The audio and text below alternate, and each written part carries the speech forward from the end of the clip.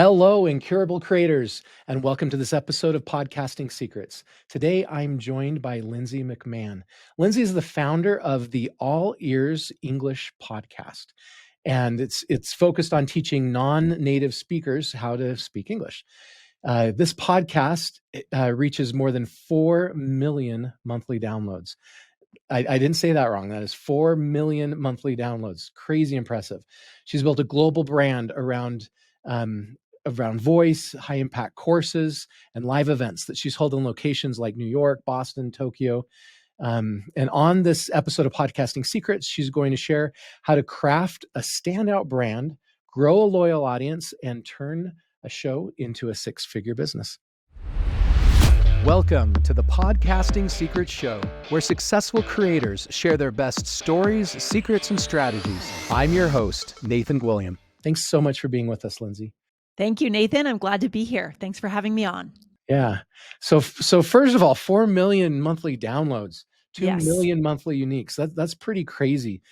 Can you tell us a little bit more about your show and how you got there? Yes. So just to be 100% clear on the data, so we do 4 million monthly downloads on our show and 200,000 unique human beings are listening. So right now in podcasting, most people don't know their unique listener number, the human beings that would fill a room if you went live with your show. And so those are the numbers that we have. So downloads are not people, but either way, it's a pretty big show, and we're proud of what we've built over the years. Yeah. Tell us about your story. Tell us about your journey to become this wildly successful podcaster. Yeah, absolutely. So in 2013, I had finished traveling the world a bit. I was a bit out of college, and I had lived in Japan. I had traveled through South America. I had learned Spanish. I had learned a little Japanese, and I saw what was going on with English education for adults abroad.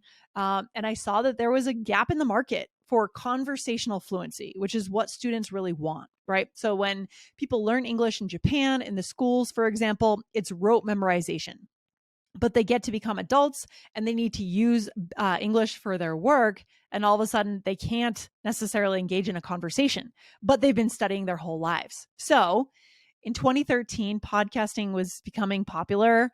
I was listening to, whatever was out there at that time. I think it was personal growth podcasts or things like that. And I thought, hey, why not launch a podcast for English learners? I think there were only a handful of them out there at that time. And so we launched in a very DIY way. There were no businesses helping people start podcasts. There was just a little PDF guide on the internet somewhere about how to submit to Apple. And that was it. We followed the guide, and it became popular very quickly because it was different. It stood out. And we can talk a little bit about that if you want, in terms of cover art and what to do to get a splash early on with your launch. Yeah, I would love to hear that. What were your differentiators? Yeah. Well, the big differentiator, so now we have to go back in time mentally to 2013. And in our market, a lot of our competing podcasts were not putting their own face on the cover art. Nowadays, everyone does. But at that time, the teachers who had ESL podcasts were trying to maintain, I think, an air of professionalism. So there wasn't much personality in these podcasts, right? It was just a teacher teaching in a very professional way. But we came at the industry in a much more conversational. It was two co-hosts. It's always two co-hosts on our show.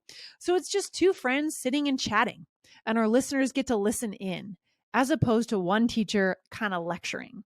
So there were the two of us back to back on the cover art, which we still have today. There was the bright yellow coloring, and I think that was a good choice. The other option was blue. We went for yellow. I think it stands out for sure. And your listeners need to find what is that differentiator today. Like I said, today everyone has their face on the cover, but what is it today that will make you stand out with your audience and in your industry? As you stood out, that was obviously one of the things you did really well. And as you went through this journey, you definitely went through a few challenges. Yes. What's one of the hardest things that you went through, and how did you get through it? Yeah. So the first hardest thing that I went through was that my co-host left the show after the first year.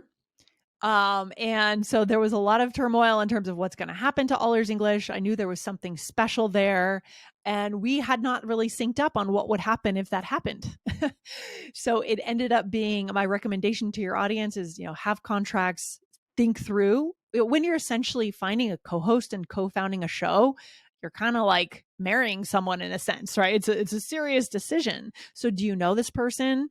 Do you know what their plans are over the next 3 to 5 years? And so have those conversations early. So went through some turmoil there, came out on the other end and ended up hiring my new co-hosts. I hired 2 new people, and they both were with me they both were with me for 10 years, and one of them is still with me. Pretty amazing. That was the first big thing, was not having things figured out in the beginning if one of the co-founders left. And that was quite stressful for me, but we did overcome it and managed to keep the brand going. So, Yeah. How many years yeah. have you been doing it now? Well, it's been 12 years, so since Wow, 2013. that's So, crazy. yeah. Um, were there ever times in there where you thought of giving up and quitting? Yeah, for sure. I mean, back in the beginning at during that season when there was a lot of turmoil in terms of who are the co-hosts and people were leaving the show, that was a time when I thought about quitting. And I just decided not to. And to be honest, since then, there really haven't been any times. Our show has had pretty steady growth over the years, steady success, being at the top of the rankings. It helps that we started back in 2013. We have the benefit of the algorithm on our side, but it's been rewarding. And it's because I actually enjoy podcasting. Like, I enjoy the art of podcasting, not just making money off our show or running a business, the actual art of podcasting. I Yeah. love. Yeah. Can you explain that a little bit more to us? What is it that you love about it? What is it that's driving you? I love how intimate podcasting is. You are with your audience, right? I mean, versus video, right? Video is fine. We do video because we know YouTube matters. But video, to me, you're a more distracted listener. You have other videos flashing in front of your face, other options. It's very visual, but it's similar to reading a book with podcasting. People can kind of invent the characters in their mind, what they look like, what the scenarios are that they're describing. So it allows for a little bit of imagination, which I think is kind of cool. And there's a real intimacy. I mean, I get emails from listeners saying, "Oh, I listen to you every morning on my way to work. It gets me energized." And to be able to play that role in someone's life is a profound privilege. Yeah. So I love podcasting as an art itself. So that's where it starts. To go for 12 years, you have to truly love the art. Yeah. Okay, so you've talked about podcasting kind of resonating with who you are. Can you tell us a little bit more about who you are and how that makes you a good podcaster? Well, yeah, for sure. So this comes back to what we stand for in podcasting. So I can tell a little bit of a story that plays into who we are now as a podcast and who I am as a person. During the year that I mentioned when I was traveling through South America, at one point, about 3 months in, I was sitting on a beach in Santa Marta, Colombia, sitting around a campfire at night with a bunch of native Spanish speakers. And I was learning Spanish. I was feeling better and better about my Spanish, but I was having the same conversations. So of course I was getting compliments because I was having the same conversations. And I got into a situation where I sat down and everyone started speaking about politics really quickly. And then they looked at me, they asked me a question. I had no idea what they said. And I was mortified in that moment because I had just been getting compliments. Your Spanish is so great. And there I am. I have no idea what they just said to me. And it was isolating. It made me feel ashamed. It made me feel like a fraud. And in that moment, I thought to myself, language should never be the thing that hinders human connection, right? So that kind of lit a fire in my belly. And I didn't really know it at the time. But, 9 years later, when I started the podcast, or however many years later, it came up again in episode, I think 53 or something. It was spoken out loud between my co-host and I connected the dots back. And that's what I care about when it comes to learning languages. And so that was brought into our show. We intentionally brought the phrase connection, not perfection, and the theme of human connection into every episode of the show. We trademarked the phrase. We went ahead and made every episode about how can this come to a connection moment. Whereas other podcasts might just keep it at the level of the language, we go beyond the level of the language into the human aspect. So it's kind of a bit of a bulletproof niche because no one can deny these basic human needs of connection. Yeah. So it'll outlive AI for many years. We're always going to need connection. So that is how kind of I put myself into the show. I still speak about it with a lot of fire in my belly. Can you give us some specific tips about how we can bring more connection into our Yeah. podcast? Well, yeah, for sure. So you mean with your audience, how you can Yeah. connect with? Oh, well, absolutely. So there's a lot of things that we love to do. I am always obsessed with my listeners when I'm recording the show. So I'm often like kind of referring to what our listeners have told us. Um, Inserting things like, oh, I've heard from our listeners that this can be a challenge. I know you face this challenge. I faced this challenge when I was learning Spanish. We also call out listeners' names whenever we see a new review, whether it's in our app or in our podcast. We actually call out their names, not their review. It's not about the number of stars. It's about they took the time to go and leave a review. So we call that out. We also bring student questions onto the show, and we enjoy talking to that listener, therefore speaking to all the listeners, because many of them have the same question. So those are some things that we've done over the years. I'm sure there's more, but it's very important to be connected to your audience. Every episode is about them. You don't waste a single second indulging in your own, just chatting about your day. We don't do that anymore on podcasting. It's 2025. There's no time for that, right? 100% value all the time. Bring them into what you believe in. And if they believe in that too, they'll buy in to the show and they'll enjoy it. It'll mean a lot to them. Yeah. Okay. So it's about creating connections with our audiences, but this human connection thing was also something that really differentiated you from the other podcasts in your Yeah. niche. Um, how do other podcasters find these differentiators, these things that really set us apart and propel us to greatness?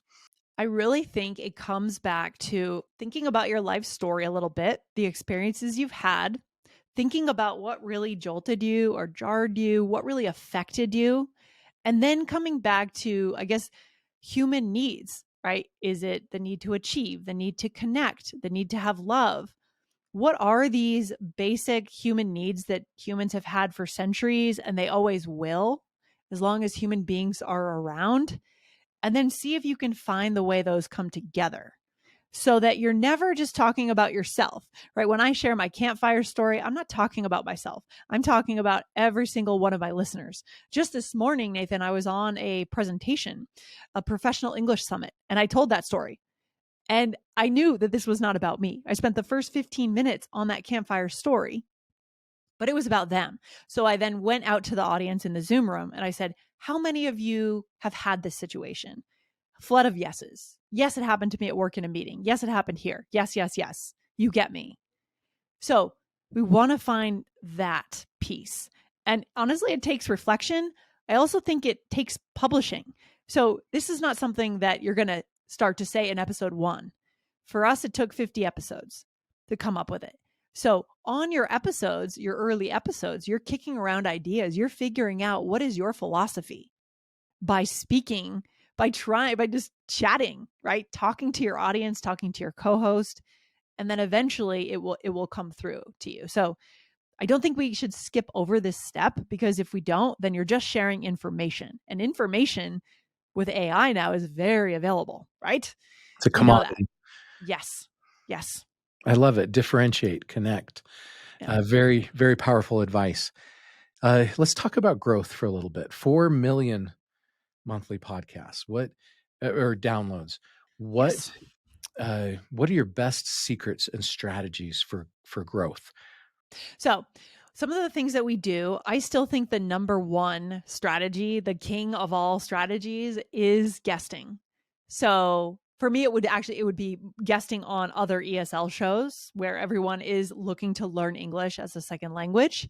Going on other shows. Sometimes that means an exchange of you go on their show, they go on yours, but not necessarily. It's not so transactional. So it's sending those targeted emails that are very human. You've taken the time to think through what you would like to share with that person's audience, and you send a well-crafted email. And maybe that guesting appearance doesn't happen immediately on your schedule. Maybe it happens the following year, but you're cultivating the relationship. So this is what we did to get big in the beginning. This is how we started to get 10,000 downloads in the first 2 or 3 months, we were seeing 10,000 downloads immediately on the show. We basically emailed every ESL creator, podcaster in our industry and just said, hey, we're launching a podcast. Would you like to come on our show? Because that made sense with a new show. And then we said, oh, by the way, could we come on yours? And maybe we did immediately, maybe we did later. But guesting was a big part of how we launched. Yeah.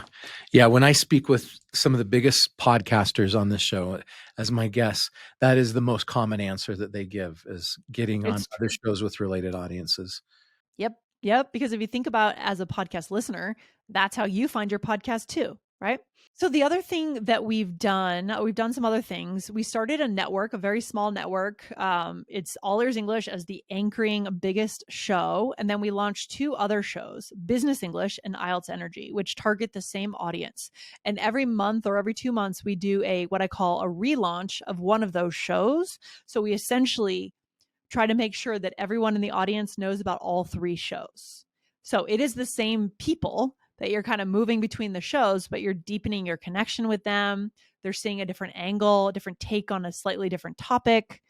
And that's a nice way to do it too. Interesting. So the problem to be solved for your show is? So we're the communication problem, right? So our listeners are global business professionals who need to do business in English primarily, or are living abroad and learning to speak English. So the problem is not having the communication skills in English that they need. Right. Yeah. You provide connection for them too. Yeah. You allow them to connect with other people in their work and in their community as they learn English. Yeah, and of course we give them the tools. I mean, when we say connection, not perfection, it doesn't mean we don't teach them how to be correct. Of course, we teach them the grammar. We have in-depth courses that are systematized to build those skills at the B1, B2, C1 level. Yeah. But it has to come back to something a little deeper, in my opinion. That's right. Nobody loves grammar, and we're not learning English so we can learn grammar. We're learning English so we can talk to people we want to talk to. That's it. We're learning English ultimately to connect, to be happy, to be satisfied, to live a good life. And so we're not afraid to talk about that on the show. Today's episode of Podcasting Secrets is brought to you by Pod Allies, the done-for-you podcasting services solution. When I speak with CEOs about their podcast, one of the most common comments that I hear is that they know they need a podcast, but they don't have time. Have you ever wondered how some businesses find a way to still run their podcasts while juggling their crazy day-to-day operations? The secret might be simpler than you think. Let me introduce you to Pod Allies. This is a service that's changed the game for businesses in the podcasting world. Pod Allies is a done-for-you podcast production and marketing service. They understand that while many businesses understand the immense value podcasting can have for their business, finding time to produce, syndicate, promote, and monetize a show can be challenging. Pod Allies offers a dedicated team to handle virtually all aspects of your podcast production. From strategy and branding to audio and video editing and guest scheduling, they've got you covered. They even take care of creating blog posts, transcripts, and syndicating your content across multiple platforms. What sets Pod Allies apart is their use of PodUp, their proprietary podcasting software suite. This allows them to streamline the entire podcasting process, saving you time, effort, and a bunch of money. If you're ready to become a thought leader, connect with your audience, and grow your business through podcasting without all of the investment of time and cost of doing it yourself, Pod Allies might be the perfect solution for you. To learn more or to schedule a free consultation with a podcast expert, visit podallies.com. That's podallies.com. Now back to the show. Okay, you are generating high 6-figure revenue per year. Can you tell us how you're doing? What secrets and strategies can you share about how to monetize a podcast? Well, number one, don't just rely on one revenue stream. I think one thing in my industry a lot of people tend to do is they build an online course. It seems like the obvious thing to do, but they kind of stop there. So we didn't stop there because I am an adventurous person, I guess. I don't know. I'm always overachieving. So I wasn't going to just stop with building one online course or even 7 or 8. We monetize in 3 or 4 core ways. So we sell online courses, which is 20 or 25% of our revenue. And then we license our content. So that means either licensing our courses to platforms that work with corporations or work with companies that come to their platform to have the content. or licensing our podcast episodes in different places. We're on LinkedIn Learning. We're actually on a few of the major airlines. That's not a place that's more about brand awareness for us, being on the airlines. So licensing, online courses, app revenue. So we built an app in 2011, 2012. And so we have an iOS and an Android app. So that's another way that we generate revenue through premium memberships. And it's another way for people to find the podcast, essentially. We put the podcast through the app, totally separate from Spotify or Apple. It's a feed. And then people can have additional features while they listen. And then the fourth way we monetize, of course, is through ads and sponsorships. We've worked with a number of bigger brand names over the last couple of years. Lululemon, working with Indeed right now.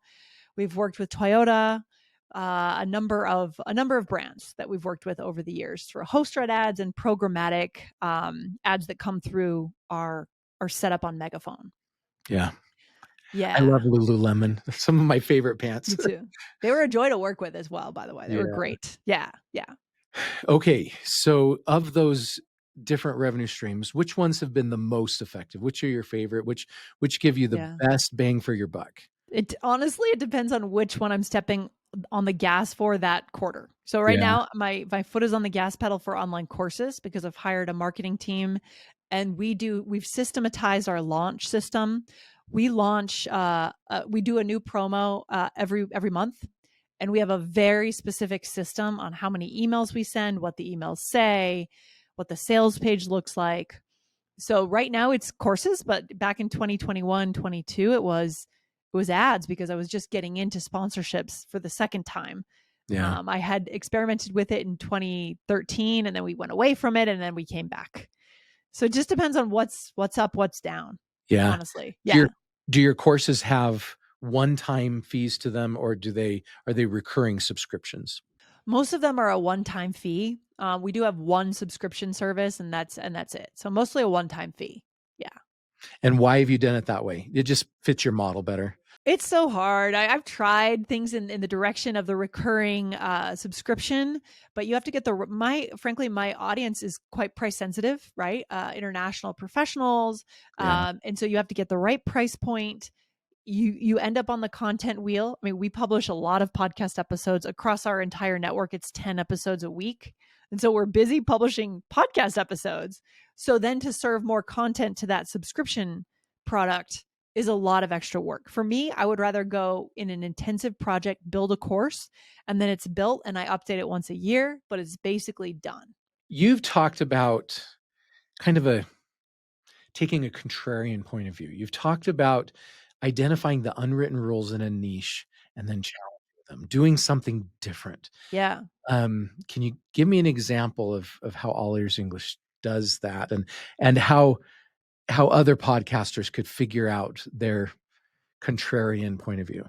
I think it's really just in what you're saying on your show. I mean, maybe it's in the branding a little bit, the fonts you use, the colors you use, but I think it's really, in podcasting, our listeners are hooked into the episode. Like we said, it's not like YouTube where they're scanning other options in the sidebar that they could go to, right? We see much longer continuation rates in the podcast than in YouTube. So it's the spoken word. It comes down to how are you framing? In our case, we're teaching. How are you framing what you're teaching? And so we have a system on the show of what it feels like to consume an All Ears English podcast episode. There are certain things we do in every episode and it works, but it touches those points of what we really care about. So honestly, Nathan, I think it's nothing more than just tying in your message seamlessly with your content. People want to know what you think as a person, right? I mean, there's plenty of places they can get the info, right? How to publish an online course, how to start a podcast. There's hundreds of places they can go to learn that. But how, if you add in what you believe about that, what is your philosophy? How should I approach this? That adds some value there. Yeah. Okay, you've been doing this for 12 years now. How has it shaped your life? Are you glad you did it? And how Oh my is your gosh, life yeah. better or different as a result of this? I'm definitely glad I did it. I think I certainly got a lot better at speaking in kind of in public. It's sort of quasi public, right? It's on a microphone, it's pre recorded. So it's not the same as being on a stage. But I think I found my voice, right? So I found my voice, and that took maybe 100 episodes to really feel that strength in my voice and being willing to slow down and emphasize certain things and have those opinions. So that's the first thing. And then obviously it's nice working for myself. It's not easy. I'm going to say it's challenging. It's stressful. I had someone who had worked for me for 10 years just quit back in December, and that was stressful. That was stressful to figure out how we're going to reconfigure that position um, and make it work. Right. So managing a team can be quite stressful at times, but I think I've learned a lot over the years, and I wouldn't give it up, right? I wouldn't say I should have done something else. I'm proud of our show. Yeah, looking back on that journey that you've been on, Yes. what would you change? What would you do differently? Well, like I said, I would have been more organized from the beginning to have true, things written down as to what happens in different scenarios.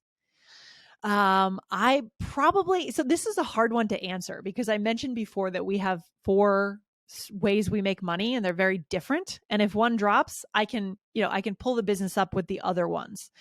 However, due to the fact that we have four different ways we make money, I'm constantly just crazy busy. So I I've got like 12 rabbit holes I need to go down just today. Right. And it is getting a little tiring. I'm not going to lie. After 12 years of that will wear you out. So I probably would have hired, I have a VA that helps me with customer service and she does some VA related tasks, but I probably should have a more of an executive assistant at this point, Yeah, really answering these emails, getting into the weeds so I can do things like this or what I did this morning, which was the presentation, right? Conference presentations, going to conferences, building relationships, finding the next licensing deal. Sometimes I'm just so busy in the weeds. Yeah. So that's what I probably should have done and still need to do this year. yeah, you definitely still can do that. Yeah. Will you bring someone in locally in in your same city, or will you hire another VA to do that role? We'll have to see what's out there. I think I'll probably pitch it in both places. Certainly, there are no limits on where I can hire someone from. And so I'll see who's out there. I'm open to local and I'm very much open to online, global as well. So, What does the future have in store for All Ears English and for Lindsay McMahon? well, All Ears English is going to keep going. We're on episode 2400 something right now. I think Oh it was my what we goodness. recorded 2416 this morning. And so I think we're going to keep going strong to 3000, but I do know that I need to start to move myself off the mic a little bit. And I need to make sure I start hiring the right co hosts so that this can move forward as a brand that has vision, that has a message, that there is, like I said before, there's a certain way that it feels to consume an episode of All Ears English. And it doesn't need to come from Lindsay. It doesn't need to come from specific people. It can come from new members of the team over time. Yeah. Right. So that's really my mission for the next couple of years. How do we do that? And I've talked to some other big podcasts about how they're doing this. And I think it's really a challenge that podcasts face when it comes to moving in a new co-host and training them and getting them on the mic. It's not Yeah. as simple. They're not putting together a machine, right? It's not an assembly line here. It's a personality on the microphone, right? So Lindsay, you do these live events in Yes. cities across the country, and that's something that a lot of podcasters talk about, but not many actually do. And it's a Yeah. great way to build those human connections and generate a lot more income. Can you can you tell us about those events and what do you do at the events? What do you charge for them? Yes. Teach us how Yes. to do it. Oh, why? Okay. Yes. So, of course, my market is a little bit different in terms of pricing. It's a global audience. And so, what we've done over the years is we've hosted live weekend events in Tokyo, Boston, and New York City. We've done it 5 or 6 times over the pre pandemic. This is pre pandemic. We have not kicked it up again after the pandemic. I would like to. Okay. We put together what we called an urban immersion weekend. and they looked a little different in the US versus in Tokyo. But what it meant was our biggest listeners, our biggest fans came together. We did a happy hour, a meet and greet happy hour where they got to meet us as podcasters. We would do like a little mini live recording in front of them. People have drinks, we're meeting, we're taking photos. And then it would lead into the rest of the weekend, a series of immersion classes, actually, where I would hire native speakers of English on the ground in that city to come in. We'd rent out space and we'd bring them through kind of an in-person workshop. And then we would include a dinner in the evening. In Japan, we went out to an izakaya and just built those relationships and the connections. And then on the Sunday, sometimes it included a VIP session where students could pay more to take a walk with me or my co-host around the city of Tokyo and have special activities which go deeper into working on the language. For these events, we charged for the Tokyo one anywhere in the range of 300 to I want to say 700 or 800. This is in 2019, so it's a little while ago. And so it was always in that range. And I'm not gonna lie, Nathan, it is a lot of work to organize these things. So if I did it again, I would have invited more students and have just one evening and have it more of a traditional live podcast recording plus a happy hour or something, a Yeah. meet and greet. I probably wouldn't have done the full immersion workshop, but I did get to meet my listeners on a deeper level throughout those weekends. So Yeah. yeah. Okay. I like the on the ground work. When you film, do you ever go on the ground? Do you ever like go to Yeah. Mexico and film in Mexico kind of? We filmed a course actually. I took a road trip around the US, 12,000 miles back in Okay. 2016, and we filmed one of our courses that we're still selling today. It's one of our popular courses. It's a cultural conversations course where you get to take a road trip with me and you have conversations through my conversations on the video with these different people I met along the way. So I met people in the Rust Belt of the US and I asked them about, the car industry, what's happening up there. I met people who were surfers in California, interviewed them about their surfing techniques. I went to a gun show, actually. I'm pretty anti-gun, but I went to a gun show just because I like to challenge my own perspectives in Amarillo, Texas, and learned about that. And so we built an entire course around this journey. And we're actually going to be increasing the price on that in a few weeks and doing a new promo for it. So that got a lot of mileage, no pun intended, I guess. Lindsay, if our audience has enjoyed this episode like I have, and they want to learn more about you and your services, what are the best ways for them to do that? Yeah, I think the best thing to do would just to go over and check out our podcast. So open your search bar if you're listening right now, type in All Ears English. You will see the yellow pop up and the main show is right there. You can go ahead and hit the follow button and check out what we're doing, check out our format, check out some of the techniques we use to make sure our audience knows that we respect their time. We show up for them on a regular basis when they expect to see an episode from All Ears English, and we deliver and we tie in a deeper message. Yeah. Thank you so much, Lindsay. Thanks for being with us today. Great. Thanks, Nathan. Have a good day.